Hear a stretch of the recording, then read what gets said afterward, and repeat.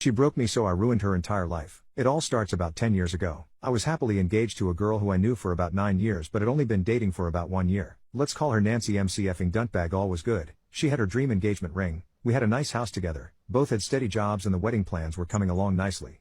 About 2 months prior to the wedding we found out we were going to have a baby. Such happiness had never been felt before. Wedding plans continued and the big day was only 28 days away. I come home from work and find that Nancy isn't home. I call her to see if she got held up at work and to see what time she might be home. But Nancy wasn't at work, she was at her grandmother's house, in another state. Nancy calmly told me that she no longer wanted to get married and that she was not coming home. Complete and utter shock. What in the duck just happened? I try to call her back, her phone is off. I call her grandmother, no answer. What about the wedding? What about our baby? What about everything? No answers. No contact for 3 days. 3 days of no breath in my body, no clues, nothing. On day 4 Nancy shows up and starts packing her stuff. She won't say a word to me, nothing. She leaves and sends me an email saying that she can't be with me, again no reasons. I begin calling her sister and asking what the duck happened. Her sister tells me that she has no idea but gives me their mom's phone number. Strange. Nancy said her mom was out of the picture because she was in abusive substances. Nevertheless I call mom. Mom tells me that I am lucky number 3 who has fallen for this trap. Nancy cut mom out of her life so mom couldn't ruin Nancy's game of milking guys for money and resources. Nancy has been pregnant twice before and had miscarriages and milked guys for everything she could before running off to super Christian grandma's house and claiming abuse so grandma will take her in until the dust settles and she can do it again. What the duck? Weeks go by and still no contact with Nancy. I've lost 20 pounds and have been counseled at my job for poor work performance. My family is mad as duck. Family members lost money on travel plans to the wedding, and I am mortified. I lost all of the deposits on everything for the wedding since it was less than 30 days before it was cancelled. I'm piss broke. I check our joint bank account, negative $2,000. Duck. Guess I won't be paying the mortgage. I start to get my shot together and my sadness turns to rage. I had so much anger inside of me I actually had to scale it back a bit or I might have gone to prison. A month and a half after the split I get a text. I had a miscarriage. You stressed me out too much and my daughter is dead now. Daughter? I was having a daughter? You're blaming me for this? That's it. I'm going to unalive this witch. No. Wait. Take this witch apart at the seams. A few days of drinking get me over the hump of sadness again. Back to rage. Let's do this. Most of Nancy's shot was still at my house, which I have to walk away from because I can afford it. I start to pack it all up in order to get rid of it somehow. But I stumble upon a few things. Her resume and her checkbook to her personal bank account. I read her resume. It's all bullshit like everything else. I hop on the computer, create a new Yahoo email address and send a long letter to her corporate office telling them line by line how it's all lies. Feels good. Operation Checkbook. I sign her name on every check and rip them all out of the book. I drive 30 minutes to the seediest part of town and leave them on a sidewalk in front of an AM/PM. Too much good stuff. I go back home and throw out all of her shot. Duck it. Sue me witch. Except her laptop. I keep that shot. 2 weeks go by. Nancy calls. I don't answer. Voicemail says she got laid off due to cutbacks. I know that's not true. Duck yeah. 2 more weeks go by and letters from some district attorney's bad check restitution program begin to trickle in the mail. Duck yeah. Oh, and the registration renewal for her car. Shred all that shot. Oh. While I'm at it I might as well put a change of address in for her at the post office. Where to? The temporary shelter for the homeless sounds good. I hear through a mutual friend that since Nancy is out of work now she is staying with friends and supported financially by super Christian grandma. Duck that. I hop on her laptop and make a new Yahoo email address that is only one number different from Nancy's real email. I email super Christian grandma a video of Nancy finger blasting herself that I had saved. I titled the email, "Hey grandma, check out this video I took of my job. I hope I uploaded it right. Duck yeah." Email reply. You are disgusting. I hope your new job pays well because I'm not supporting you if you act like that. Oh, damn. A 2-for-1 deal. Embarrassment and financial distress. Noise. Weeks go by and I get a call from Rent a Center. WTF? Oh, they want all of Nancy's furniture back. I had no idea it was rent to own shot. I tell them I don't have it. They argue and say she says in have it. I stick to my guns and tell them I do not have it and I don't know where it is. That night I burn it all in the yard. $4,200 owed. Zing. I find out that Nancy has a new job and as I am planning my next move I hear great news. Nancy has been arrested and is in jail for embezzlement. Apparently she had some money problems and stole $5,000 out of petty cash and got busted. Oh god, this is great. She ducked herself. Months go by with no updates, and then I hear from a friend that she was bailed out of jail by grandma after only a few days and ended up taking a plea bargain for a felony conviction and 3 years of probation along with restitution. Wrecked. I hang my hat and call it a day. I have gotten my revenge. I'll leave it there. Time to move on. A couple months later the phone rings. It's a repo company looking for info on where Nancy is because they are trying to repossess her car. Ha ha ha. Okay. One last nail in the coffin. I make a few calls and find the address where she is staying. I call the repo company back and give them the info. They thank me and say I am eligible for a $100 reward if they get the car back. No, thanks. This one's on me. Nancy is now a felon, jobless, and a single mom of a kid she recently had from some random guy. She lives in an apartment with her brother and his girlfriend. I am happily married with a beautiful daughter and a great life. Yesterday I get a Facebook message from Nancy. Congrats on the marriage and daughter. I'm glad you're happy, I reply. Go duck yourself, she blocked me.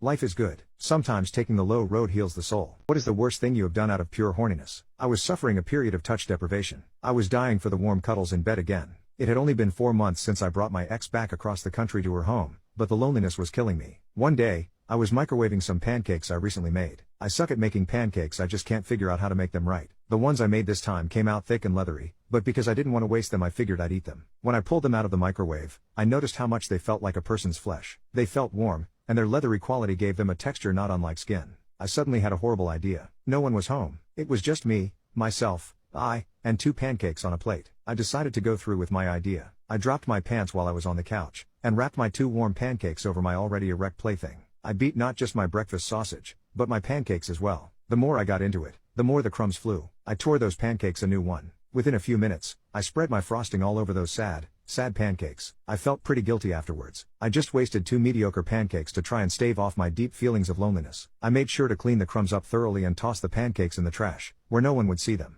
What is the most inappropriate thing a teacher has ever done in class? Well, not really a teacher, but my principal. My high school had a strict policy on cell phones. Every morning we were expected to turn them into a basket in the office, and we couldn't get them back until after the afternoon announcements. During the last week of my junior year, I had a religion final. I usually kept my phone hidden in my locker, but that day I had totally forgotten about the exam and had left it in my bag. We were almost out of time for the exam, about 15 minutes left, when someone's phone went off. Everyone instantly looked at me since they knew I liked to keep my phone on me, but it wasn't. I usually turned it off to save battery. The classroom was so quiet, you could hear a pin drop. Ms. C slowly stood up, looked around the room and then walked into the hallway to call the office. I took this moment to rummage through my bag, find my phone powered off, and hide it in a thick folder. When she came back, she told everyone to stay behind so we could sort it out. The last 15 minutes of that final went by agonizingly slow. My heart was beating out of my chest as I tried to finish the short essay section. It wasn't my phone, so whose could it have been? What if my phone made some kind of noise because it had died? What if she finds my phone and I fail? I had never gotten a detention or bad grade because I was that student. All the teachers liked me. When afternoon announcements came on over the loudspeaker, I almost slouched with relief, but then the principal's voice came on and started speaking to us. Students in room L1, stay in your seats until further notice. A few minutes later, the principal's secretary came to our door. She made all of us line up single file. None of us were allowed to leave the room until she went through each and every one of our bags. She then instructed us to walk to my teacher and turn our pockets inside out to prove we didn't have any electronics. Mind you, this is only a religion final that the teacher made up, not even a state exam or anything that would really stop us from passing. There was another kid in my class named Nick who also carried his phone around a lot, among other forbidden things. He was well known by all the teachers in the school and also the local law enforcement. So me and Nick stood waiting at the back of the line. Was it you? My phone is turned off. Nick, I swear to God if I get penalized for this. He shrugged and jumped in line ahead of me. We stood there for at least 40 minutes waiting for each person ahead of us to get cleared. When it was Nick's turn, I instantly knew it was him. He slowly took everything out of his bag as if trying to delay the inevitable. His bag ended up passing, but then the teacher checked his desk. Lo and behold, there was his cracked Samsung with a missed call. The teacher and secretary both walked him to the office and I was free to go home. But this isn't the end of it. As I walked upstairs to the main entrance, there was a group of boys standing outside the principal's door talking to Ms. C shit. I tried to speed walk to the door but not even 15 feet outside I hear my name. Sadie, come here. I crossed my fingers and hoped she would just tell me to not bring my phone to class and to not hang out with Nick, but she pulled me into a classroom. She then proceeded to go through each and every one of my folders until she found my phone. I was mortified. She was invading my privacy. What gives her the right to be able to just go through my stuff like that? My anxiety got the best of me and I finally burst into tears. I'm sorry, I forgot the final was today. I'm sorry. She told me she was giving my phone to the principal and I wouldn't get it back until further notice. Later that afternoon, my mom got a phone call from the principal. I don't know what exactly was exchanged, but I know my mom was on my side. She reassured me that my teacher said she wouldn't penalize my grade but the principal wanted to keep my phone for the whole summer. I was livid, to say the least. My dad was also very angry that my teacher, the secretary and the principal had violated my privacy, and he agreed I couldn't go a whole summer without my phone. I had a job, friends, and most importantly I had bought and maintained the phone with my own money. My dad told my mom to go to the office the next day and demand that they give me back my personal property. The one time I was thankful that my dad had a temper. Miraculously survived a deadly car accident untouched? This morning I wrecked my car. It was such a silly way to wreck but it happened. I started up a hill and there was a truck and trailer turning up a hill in front of me. I was a good few cars lengths behind him but I still slowed down because he was moving slowly. He quickly made the turn, I sped up, then he stopped suddenly leaving the trailer sitting out in the road. I slammed on my brakes and tried to stop but still ended up sliding into him. The next couple seconds were a bit blurry but I remember seeing the front of my car slam into the trailer and the part of the trailer that comes down to drive vehicles, lawnmowers, or whatever upon to it, excuse my terminology, came through my windshield. The whole crash only lasted a few seconds, but I know my car had went under the end of the trailer, jarring the piece loose and it swinging into my windshield, hitting me in the face.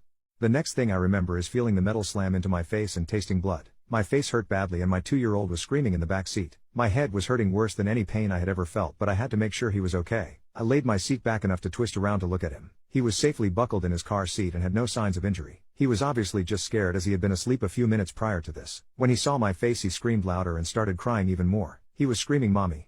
Mommy!"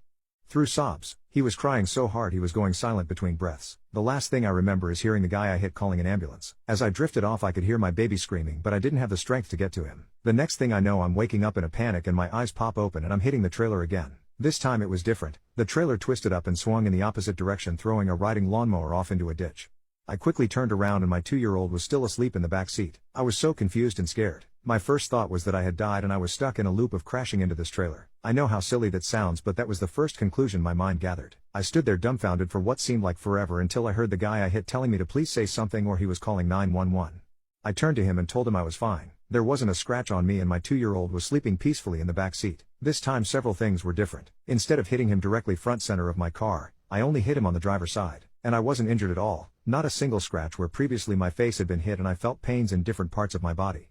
There were vehicles stopped behind me and things continued as they normally would after a wreck. The cops were called and they started cleaning up the accident. The lady in the car behind me finally got out and came to ask if my little guy and I wanted to sit in her care until all was done. I declined and she asked if I was sure I was okay. She said she just knew I'd be hurt because she saw the trailer come through my windshield. When she looked at the front of my car and saw my windshield still intact, she too was dumbfounded. I don't know if this was a glitch, a divine intervention, or a coincidence. Did my mind simply fill in the blanks and she perceived the accident differently than what actually happened? Have you ever accidentally interrupted a crime in progress? I came out of the shower at a truck stop once, to find that the cashier was being robbed at gunpoint. It was about 2 a.m. and the truck stop was otherwise dead. I very quietly sat my shower bag on the floor, ducked my way over to where the truck stop sold tools and found a tire thumper. I then snuck up behind the robber and thumped him as hard as I could on his shoulder, right where his shoulder met his neck. He dropped like a sack of potatoes. The truck stop's owner was so grateful that he gave me a $100 gift certificate to use in his store. He also gave me the tire thumper, which is essentially a smaller version of a baseball bat, both as a thank you for saving his store from being robbed, and likely his employee's life, too.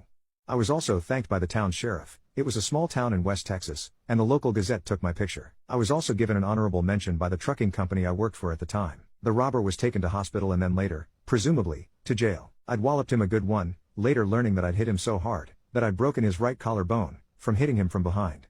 Can you tell me about a time that you sued someone in civil court and won? In 2015, I took my dog Sparky to his grooming appointment and 2 hours later I picked up his lifeless body from the grooming salon.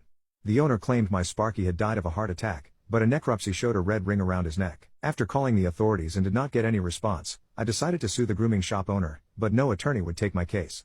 I called my local newspaper, but the grooming shop was a paying advertise and would not run the story. I went to their office and told them that I want to post an obituary of my loved one. I paid them and then gave them Sparky's obituary and they posted it but did not include the name of the grooming shop that killed him. A couple of months later I went to Bakersfield Superior Court and hand over my complaint. They didn't accept it because I didn't know I had to use pleading paper. For the next 2 years, I made my case against Sparky's killers my main goal in life. The opposing counsel, former federal attorney, and her team of paralegal played every sleazy trick she had learned in her 50-plus year of practicing law.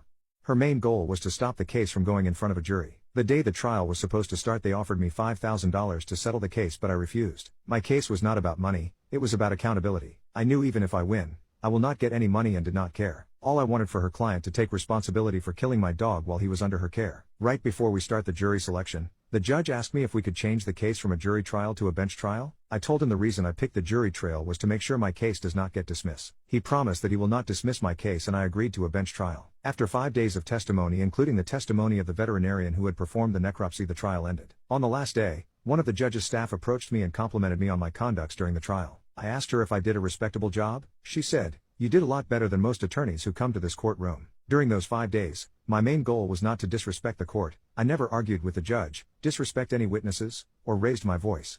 I won the case and I made Sparky's killer to tell us how he died under her care. They had killed him by pulling on 2 nooses on his neck. The grooming salon owner got out of the business. I run into the opposing counsel few days after the judge's ruling came out and told her not bad for a non-attorney with an accent. Love you, Sparky. Confess it, what's the creepiest thing you've ever done?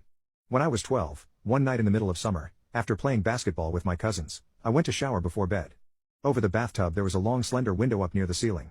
For some reason that night I decided I wanted a view while enjoying my shower, so I dangerously climbed up on the soap dish/ledge on the edge of the tub to peek out the window and into my neighbor's backyard. To my 12-year-old pleasure, I noticed I had a clean view straight into my neighbor's master bedroom, and some lady was giving her husband a blowjob while he channel surfed.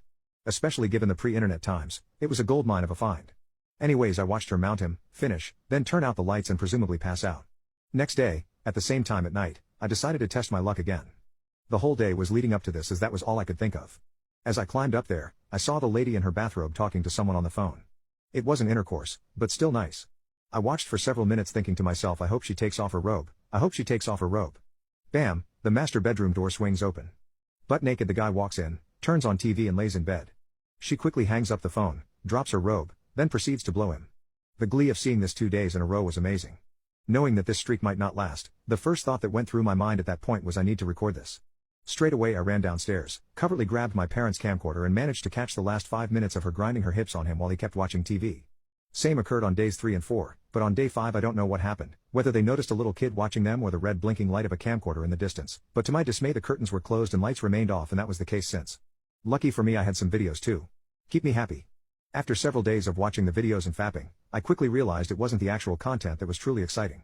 It was the process of gathering the video and not getting caught. I wanted more excitement, damn it, so I devised a master plan. At the time I had a cousin who was 17 and was staying with us for the remainder of the summer. I was very attracted to her and honestly don't know why, as in hindsight she's not exactly pretty. The shame within wants to chalk it up to pubescent hormones. Anyways, I set up a MacGyver escape covert camera mount apparatus in the restroom, which consisted of hanging the large, clunky, several-pound camera by belt peeking out through a hole I cut in my bathrobe. I was damn proud of my invention and not at all concerned I would get caught. That night, I turned it on right when I noticed she was going upstairs to go to bed, figured she would use the restroom before sleeping. The second she walked in and closed the bathroom door, all my confidence immediately melted away. After 15 minutes I heard a noise that sounded like shock and was absolutely convinced she found the camera and was thinking of what to do before she walked out. The amount of fear I felt can only be described as a panic attack. I was so effing scared, had a feeling of impending doom, chest pains, the whole 9 yards. Longest 30 minutes of my life. She opened the door, saw me staring completely pale right at her as she walked out. She looked straight into my eyes then away. My heart sank. She then apologized for using the bathroom for too long, and quickly walked into her room. I somehow managed to mumble like it's okay, ran inside, closed and locked the door. I looked at my apparatus, it was intact and still recording. Nothing was moved. I quickly took down my camera, put it on pause and rewind the video for 30-some minutes. I turned on the shower to muffle out any noises and justify a prolonged bathroom time. Through the little viewfinder I watched her walk into the bathroom. She pulled down her pants and sat on the toilet. With the pent-up excitement, relief and suspense, I came just looking at that happen. While sitting on the toilet, she put her hand on her punani. As I watched it I thought this was just how girls peed, putting their hand on their private parts to allow their pee out or something. After a couple minutes of her sitting there like that, she pulled up her shirt and started playing with her breasts. I was so confused yet happy. I swear I watched this for 10 minutes before it effing occurred to me that, holy crap, she was whacking it. She walked out so late and gave me that look because she thinks she got caught pleasuring herself by her little cousin. And my god did she. Since then I decided not to test my luck anymore and never recorded anything like that again. I still have the tape, hidden in my most messy of filing cabinets. I haven't looked at it in ages, but I might take a look at it tonight. You awoken from surgery to find out that something went wrong? How wrong was it? Yes, I had abdominal surgery in 2003. I was supposed to be discharged on day 3. I didn't wake up until day 3. For the next 2 days I was panicking and saying I couldn't breathe. I had to use the restroom and the nurse left me in there struggling to breathe. I panicked and pulled the cord for help. I spent the next 2 days being treated like complete garbage by the nurses. They would roll their eyes at me and look at my husband and ask him if I had anxiety or panic disorder. They begrudgingly gave me breathing treatments. They were absolutely horrible to me. My surgeon had a family emergency and couldn't be there on day 5 when I was finally getting released. Her partner was the one who came in and released me. He asked if we had any questions and I asked him why I was having trouble breathing. He looked at my husband and I like we had lost our minds. That's when he told us that my lungs had collapsed during surgery. If you've ever been in the hospital, you know that the doors to the rooms don't slam. My husband slammed ours as he went storming out of our room to the nurses' station. It was a slow roar and then all you could hear with him screaming at them. He made every single one of those nurses come into my room and line up in front of that doctor while he chewed them out and made them apologize to me.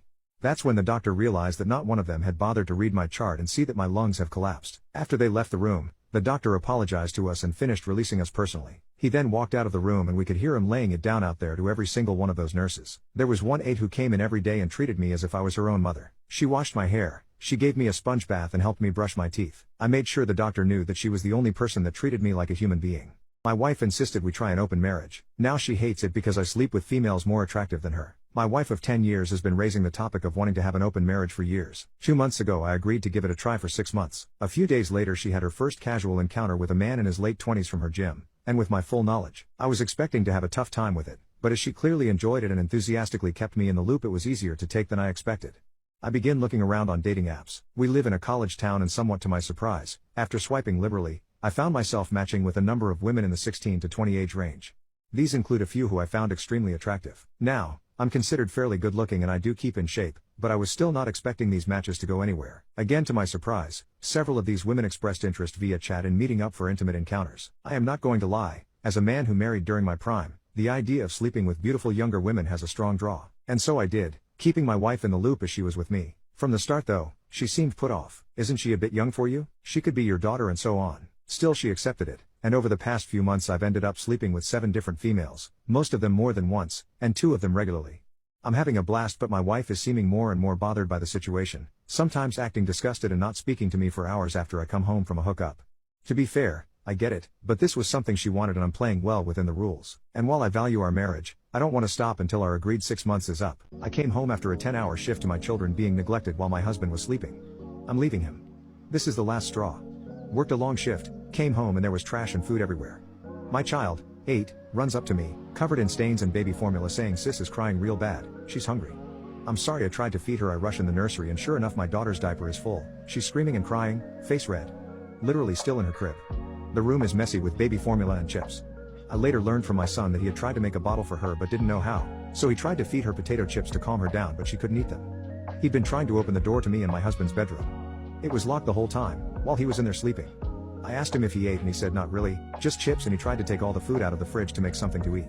After feeding and changing my 6-month-old, I literally almost tore that bedroom door down trying to get him to open it, and he opens the door all groggy and says, "What do you want?" Clearly annoyed. I tear him a new one and scream at him that our children haven't eaten all day cause his lazy butt couldn't wake up and care for them. He just stares at me dumbfounded and is like, "Oh my bad, I thought they ate before you went to work." I'm crying at this point. He stayed up all night playing video games and promised he'd wake up and stay up for the kids. I should have known better. I told him I wasn't going to get our kids taken away cause of him and that we were over. I'm shaking. Literally have never been so mad in my life. And all he can say is sorry. I don't know where I'm going, but I have to leave. I hugged my son, told him he did his best and I was proud of him for taking care of his sister. So sad he even had to do that. I came home after a 10-hour shift to my children being neglected while my husband was sleeping. I asked him to leave the apartment. We're both on the lease technically, but I really didn't care at that point. Said he needed to leave or I'd tell the police that he failed to care for our 2 children. He got super angry with me, said it was a mistake and it wouldn't happen again. I said I didn't care, pack your crap and go stay with your dad. Needless to say, after some intense arguing, he went on a rampage, destroying stuff around the apartment. TV, dishes, mirrors.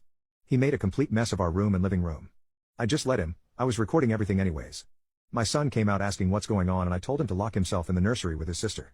I didn't think he would try to do anything to them, but I've read way too many stories. I had to stop recording to call the police. I yelled at him to calm down cause the police were on the way, and all I will say is he put his hands on me and I had to fight him off. He did get arrested, and all 3 of us are relatively unharmed. I just have some light bruises on my arm. My mom is taking the kids so I can attempt to get the apartment cleaned and replace what I can afford. Sorry this isn't the happy ending you're all wanting. I felt as though it was important to update since so many of you were worried, but we are fine. My son has just been oddly quiet and I feel awful. Hopefully I can take him out for a treat or something soon when I get this mess sorted out. Story about the time you were high. I got baked one night out on the beach, as I did many nights. My good friend and I walked down the beach sharing a decent-sized blunt. We finished the whole thing and decided to go sit down on the dunes, which are about 50 yards in from the water. We sit down about 5 feet from each other and spark up a cig. 2 guys are walking down closer to the water than us and stop when they get aligned with us, and at this point we're gone and it's pretty dark. They are about 30 yards in front of us, so we can barely even see them. They stood there just staring at us from afar. They would stare at us for like a minute, then they would look at each other and talk. I couldn't make out anything they were saying. This went on for about 10 minutes. My friend and I just sat there, not saying a word. We were so stoned we didn't care. The ocean breeze and the stars were really all we were interested in. All of a sudden the 2 guys started walking towards us, really slowly, making hand gestures, and making sounds, but we couldn't make out the words. The whole time me and my boy are just looking at them. Finally I say, "Yo man, I know I'm pretty baked, but, do you see 2 dudes walking up to us or am I just tripping?" He replies, "Oh poop, you see them too?" Thought I was just effed up, that's why I didn't say anything. At this point they're 15 feet behind us and I can clearly see and hear what they're doing. These 2 dudes thought me and my friend were 2 stray dogs just sitting on the beach. They were patting their thighs and saying, "Come here boy, come on boy, come here." It took me about 20 seconds to muster up a "What the F are you doing?" And they ran off.